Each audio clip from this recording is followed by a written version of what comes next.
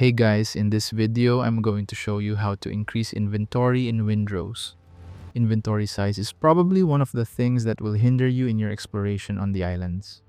But acquiring an extended inventory size requires just few simple steps.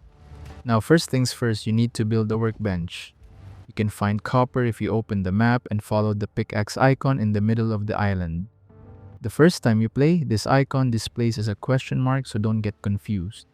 After mining coppers, we need to turn it into iron ingots. Build the charcoal kiln and the smelting furnace. These two require clay. We have a video on this channel on how to get them, so make sure to check it out. After building these two, add some wood into the charcoal kiln, then select craft. Wait for the charcoal production. Once it's done, grab them and use them in the smelting furnace along with your coppers. If you scroll down in your workbench, you'll see a craftable item called torn sailcloth bag, which requires 2 coarse fabric and 1 rope. To craft the coarse fabric and ropes, all you need to do is cut down shrubs to acquire fibers.